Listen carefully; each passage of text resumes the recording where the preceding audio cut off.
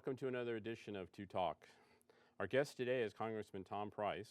Thank you for joining us. Thanks, Bob. Good to be with you. Before being elected in 2004 to represent Georgia's 6th Congressional District, Congressman Price served 4 years in the Georgia State Senate, where he had the distinction of becoming the first Republican Senate Majority Leader in the history of Georgia. That's right. Congratulations on that. Currently, Congressman Price serves on the House Ways and Means Committee, and he was recently named the chair of the House Committee on the Budget, which I know we're going to talk about the budget here in a little bit. Previously, the congressman served as the chair of the House Republican Policy Committee and the chair of the Republican Study Committee. He is also a member of the Congressional Health Care Caucus, Doctors Caucus, and Immigration Reform Caucus. Congressman Price is the go-to Republican on quality health care policy, is a fierce opponent of government waste. We applaud you for that, and devoted to limited government and lower spending. So welcome. Great, thanks. Wonderful to be with you. So of course, what's on everyone's mind, which was in the news, was the recent change in House leadership. Yeah. And your name came up a lot and a whole lot of discussion. So what can you tell us about what we don't know or how it works? Well, it really is an historic time in our nation's history as it relates to the House of Representatives and its leadership. Never in the history of the country, ever, has a sitting speaker stepped down in midterm without a scandal. So this is really a remarkable time. And regardless of what folks think about John Boehner, and I had my disagreements with him, there's no doubt about it, but this was a remarkably selfless act to say, it's clear that this country needs to, and this House needs to move in a certain direction, but I'm not the guy to be able to do that, and we need somebody else to do that. Did it surprise you when that happened? It did. I really thought that he was going to just announce that he wasn't going to run again. And then play out this term. But when he said that, it obviously opened up the speakership. Kevin McCarthy, who's the current majority leader, stepped up to run for speaker. At that time, we thought that it was an opportunity to provide more leadership within the House from our standpoint, and we tossed our hat in the ring for the majority leader. We were in that race for about 2.5 weeks until McCarthy said, I'm not the guy either. Right, another big surprise. I mean, Yeah. First the one with the sitting speaker stepping down, and then all of a sudden kind of what everyone assumed was the front relay person to take his place. Yeah. Say no also. Yeah, it really was remarkable. And it speaks to not just the divisions, but the desire within the House Republican Conference to move forward in a different way. And that's why I was so incredibly pleased when Paul Ryan agreed to run for Speaker. How much arm twisting did it take? It was a lot. It was a lot. He's never, ever desired to be on the leadership track. He always wanted to be chairman of the Ways and Means Committee. That's what he worked for the last 17, 18 years. That was his goal, so he could help rewrite tax policy and health care policy. And he became the chair this past January. So this wasn't his desire at all. But I believe firmly that he is one of the few individuals who will be able to positively bring us together, unite us so that we can move forward, put forward positive solutions, conservative solutions to the challenges that we face. So now do you think with, kind of almost being pushed in that direction, how do you think he's going to do with the different factions of the party and then, of course, the Democrats? Oh, I think it'll be such a change. It's such a breath of fresh air. It's a generational change, which is, I think, really important. It's an inspirational change. Paul's always been one of those folks that said we need to put forward positive solutions, which is what I've been fighting for my whole time there, is to say you can't just say that you don't believe what the other guy's doing is the right thing. This is what we ought to be doing, and be proud of that and be positive about it. So certain that you put forward those solutions and say this is what we ought to be doing. That's what the American people want. They want to see that contrast. No. So now when he talks about bottom up, Yep. what exactly does that mean to like the average person on back in the districts? What does he mean? What's going to be different? What are we going to see that's different? It means letting legislators be legislators, letting the members of Congress actually work in that role. For the past number of years, through both Republican and Democratic leadership in the House of Representatives, we've had top-down. The leadership has decided what they wanted to do, then they funneled it down to the membership and said, okay, this is what we're going to do, now get in line. That doesn't work with folks who are passionate about certain issues and trying to solve the challenges that we have. And you saw it just this past week on the highway bill, the legislation that came forward that had hundreds, literally hundreds of amendments brought forward to the floor of the House. That would never have happened under the previous leadership. So Paul's desire is to have people say their piece, bring solutions that they believe, and let the chips fall where they may. So does that mean that, and I know it's a dirty word in Washington, but does that mean that we're going to start seeing earmarks again? No, we've outlawed earmarks among our rules. That's what Republicans did when we took over the House again in 2010. When we came in, again, under Boehner's leadership and under the House Republican leadership, we said earmarks have been destructive to real solutions in the House of Representatives. We ought not do that. They got distorted so that they were used to extort votes out of people and things that they never would have voted for.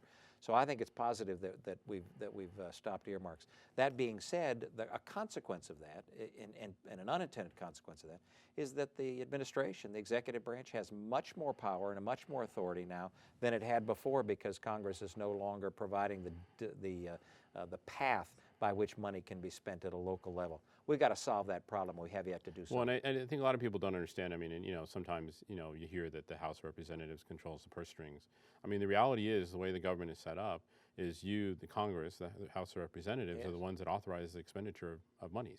Yes, we authorize the expenditure. However, when you have an administration that tends to be extra legal and, from some individuals' perspective, extra constitutional, they've taken money from one pot and put it in another, and that's what we've got to prevent. And that's the problem with doing away with earmarks. Doing away with earmarks was the right thing to do, but we've got to solve the problem, the challenge that we have with an administration that spends money just as they desire, not how the people's representatives desire. Okay, so since we're on the subject of money, budget, Yeah. just recently Congress passed a budget, which hasn't happened this way in a long time. So let's talk a little bit about what was different and what the public can expect to see. I mean, there was an increase in the debt ceiling. Well, there are two phases to this. Last spring, the House of Representatives, and I was privileged to chair the Budget Committee at a time when we actually got something done, passing a budget that balances within a 10-year period of time, doesn't raise taxes, saves over $5 trillion over the next 10 years. We got the Senate to agree to basically the same process and budget. First time that's been done in 14 years. It's been since 2001 that Congress has come together and passed a budget that Because everything else has been continuing resolutions, right? Exactly. And that means that you just continue the previous policies and you continue the previous level of spending. And there are changes that occur and challenges that need to be addressed. Now, what happened recently is that the budget is simply passing a level to which we can spend. And unless you agree to that, unless the administration agrees to that, then the appropriations process, where the money is actually spent, can't occur. The appropriations process came to a grinding halt this past year, not unlike previous years, which then result in the continuing resolutions. So what happened at the end of September was to pass a budget that actually then provides for the spending level for the next 2 years. So it kind of creates the size of the buckets that you can spend into. Exactly. But then Congress, the House, still has to introduce the legislation to actually spend the money on the different departments and agencies. Yes. Now, this is just on what's called the discretionary side. The larger portion of our budget, 2/3 of our budget, is on the mandatory side. It's the automatic spending. Like it's Social Security and Medicare, Medicaid, Social Security, and other mandatory programs. And that's the runaway side of the spending. We've actually done a pretty good job holding level the costs on the discretionary side over the past 5 years. In fact, our level right now is at the same level it was in 2008 on the discretionary side. But now on the mandatories, for example, Social Security and Medicare, don't they have like built-in increases, the cost of living increases? Built-in increases. Their cost of living increases, yes, but also they increase just because of the demographics of our society, the aging of our population. More folks being eligible for Social Security, more folks being eligible for Medicare. And that's not a bad thing. But what is a bad thing is that all of those programs, Medicare, Medicaid, Social Security, they're all going broke. Right. They're destined to fail financially unless we save and strengthen and secure them, and that's what we're pushing forward for, is those positive solutions. Okay, now Congressman Loudermilk was on the show last month and asked him the same question. And we always hear about the fact that hey, it balances the budget in 10 years, and this is going to happen in 15 years. Congress is up for re-election every 2 years. Yep. President every 4 years. The Senate every 6 years. How do we know that as we go through various terms and times in office for the various elected folks, that that something that's going to take 10 years to happen, that it's going to actually happen? Well, this is a great question, and it's not even a 2-year or 4-year or 6-year problem. I mentioned the budget that we passed that balances within 10 years, doesn't raise taxes, saves over $5 trillion over that 10-year period of time. The dirty little secret is that we oftentimes don't follow the budget, even within that 2-year period of time. The same individuals who voted for the budget. And it's always something very special. You know, it's a unique program. It's something. Some world event. Yes, or not. And that's why we have not gotten our handle on the amount of debt. Over $18 trillion in debt, and if we continue to say, oh, that's a special program, it's so important to do that without prioritizing, what we need to do is prioritize. Say, yes, that may need to be done, but that means we need to find savings elsewhere in order to pay for that. And that's what we as a Congress, again, the Republican and Democrat leadership, have been unwilling to do. Which, I mean, it's no different than has to happen down here at the local Sure. level. I mean, the exact same thing. I mean, now, of course, we're governed by the fact that we have to have a balanced budget, and the state has to have a balanced budget. But, I mean, as you said, it's difficult because when all of a sudden something special comes Sure. up, you have to decide. The difference between local and state and national, though, is that they print money in a garage up in D.C., and you can't do that here. Yes, Thank that's goodness. true. Yes, it's a good thing we can't. Okay, after a short break, we'll continue our discussion with Congressman Price, and when we come back, we're going to talk about health care. Hey, you! Pay attention. This is your frozen holiday turkey. And this is your fryer, full of boiling oil. And this is your frozen holiday turkey in the boiling oil.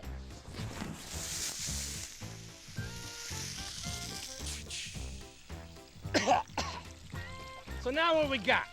Your turkey is burnt, your fryer's ruined, and maybe you set your house on fire. Get the point?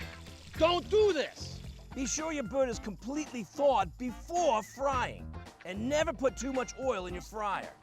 Always fry outdoors and away from anything that might catch on fire. Be sure to keep children and pets away from your fryer, and finally, always read your owner's manual for proper setup and safety tips. On behalf of Cobb Fire, have a happy and safe holiday season.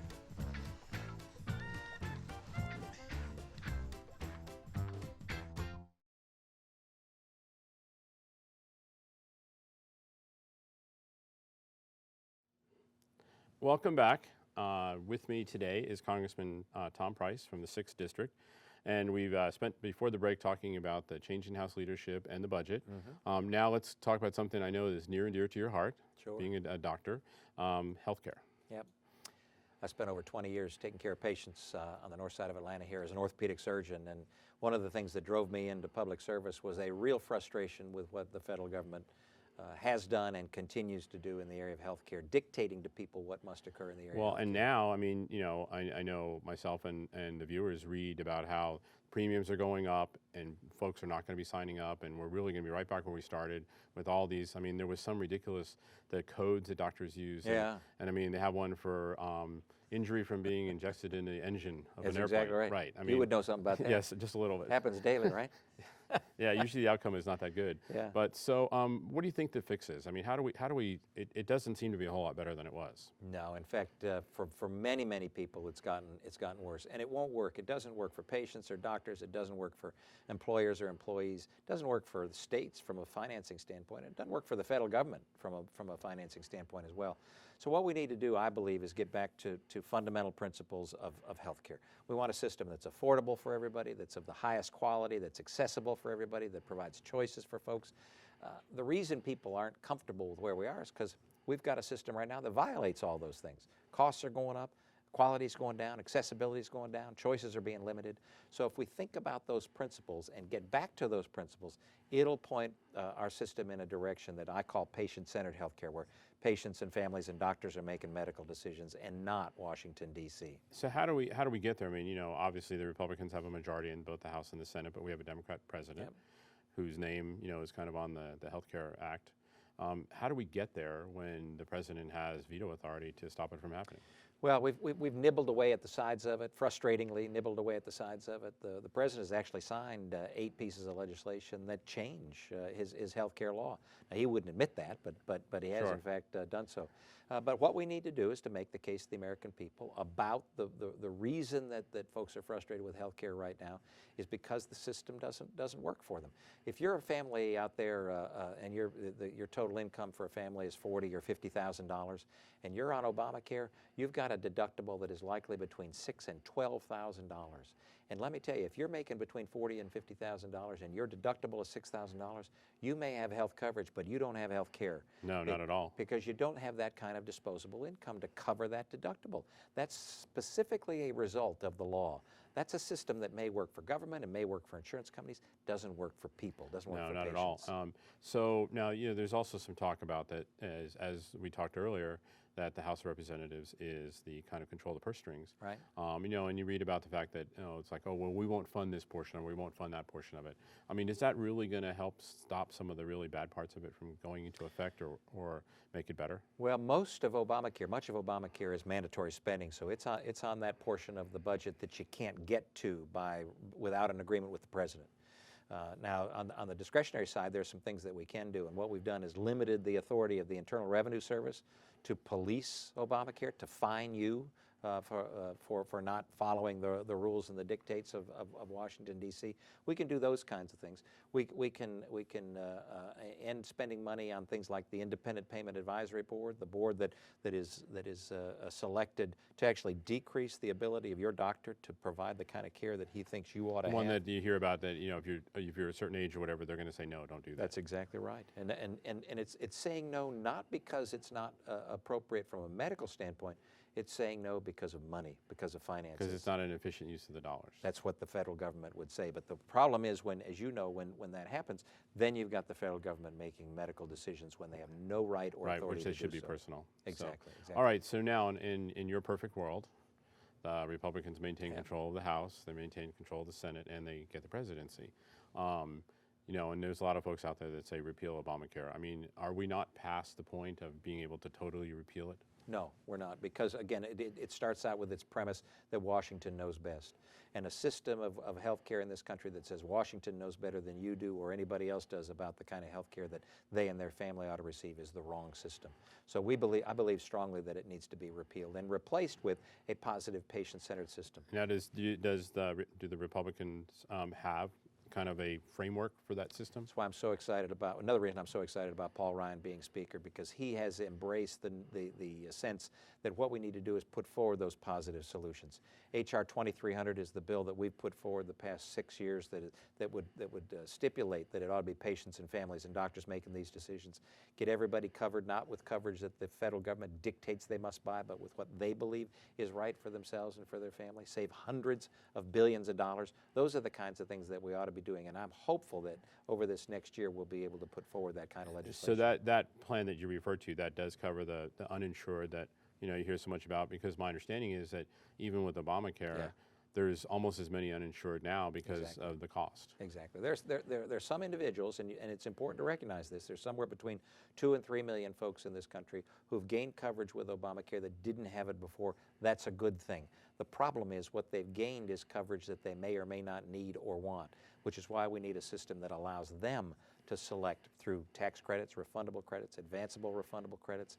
Through that system, you allow patients and families to be in charge and not the federal government. Well, and so it sounds like what you're describing is very similar to what a lot of companies offer their employees, the consumer-directed health care. Exactly. It's moving from a defined benefit program to a defined contribution program, something that allows patients and their families to own the coverage that they have, so that the insurance company actually has to have a customer that they're responsive to, that somebody else isn't selecting these things. There are wonderful ways to solve these challenges. And that's where I work. And what also what I see that happens is that since you are paying a portion of it, that instead of going to urgent care, you might go to your regular doctor, and instead of going to the emergency room, you might go to urgent care, which is naturally going to lower the cost of health care. Exactly. And most often, seeking care in the venue, the place where it's more responsive to you, is actually what you want to do, as opposed to being dictated to by the federal government what you must do.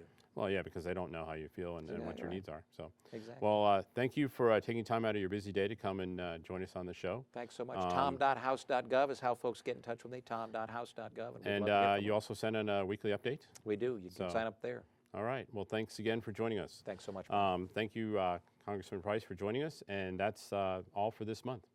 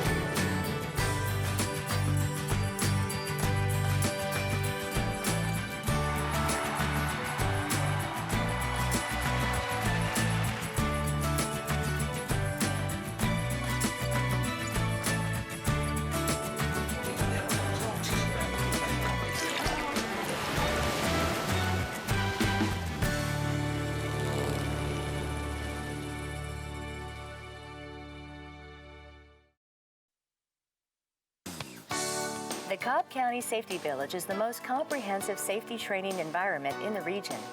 Located in central Cobb County, the Safety Village aims to provide the highest quality of safety education available.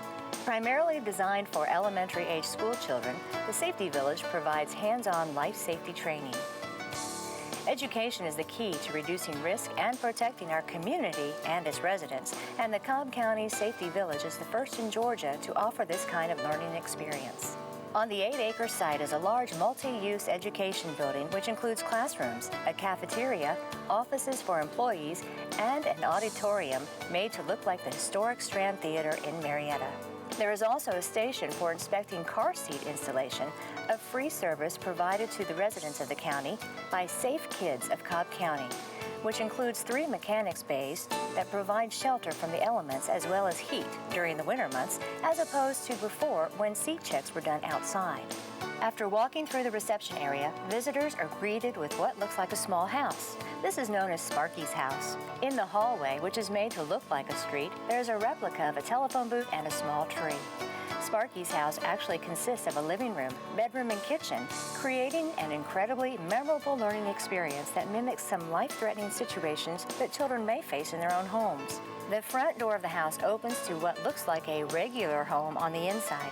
In Sparky's living room, children are taught about the 3 elements of fire, shown what objects around the house are more subject to catching on fire, and then the home fills with smoke from machines and steam heats the doorknob at the exit. Children must then maneuver, crawling across the floor to keep away from the smoke, and feel the door with the back of their hands to see if there is fire on the other side.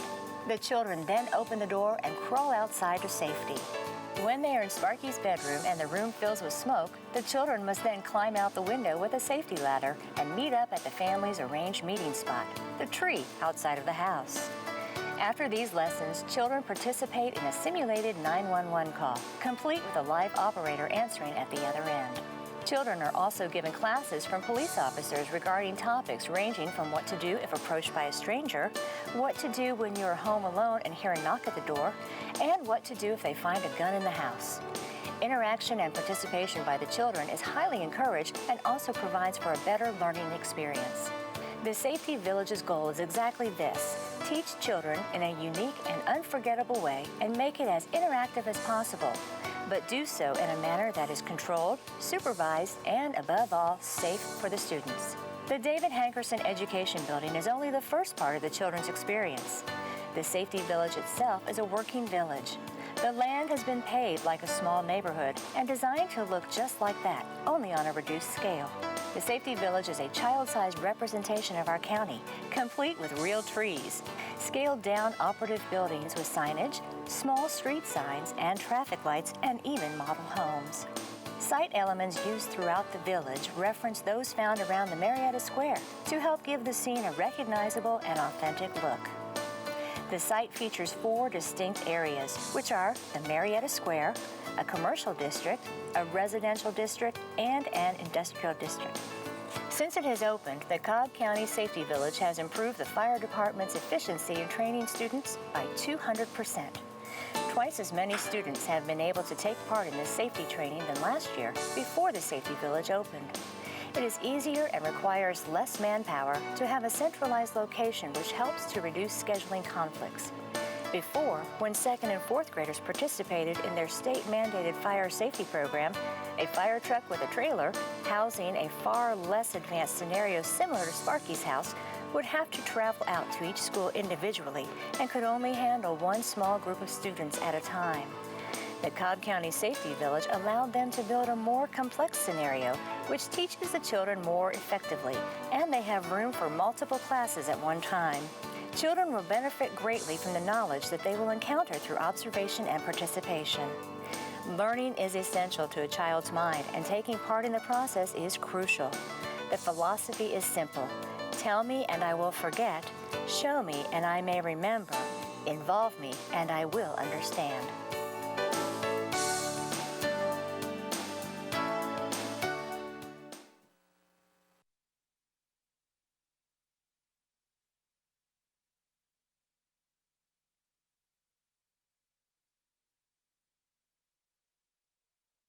Each year, our children are put at risk by drivers who ignore bus stop arms and warning lights. In Cobb County alone, more than 1,000 drivers ignore them every day.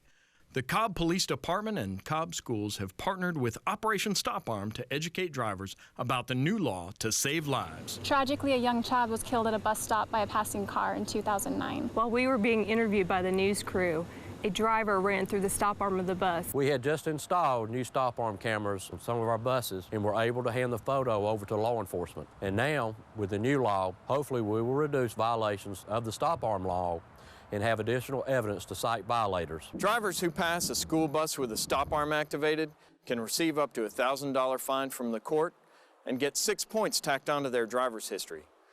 It is a serious offense. So next time you're in a hurry and you're tempted to pass a stopped school bus, take the bus on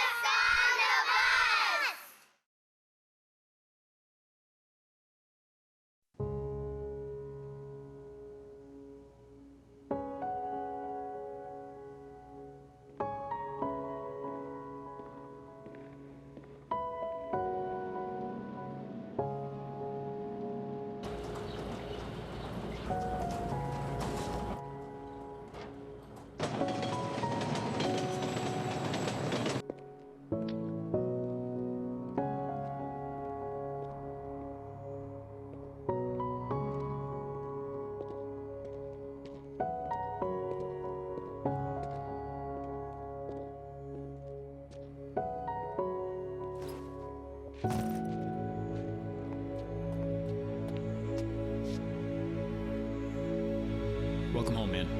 Let's get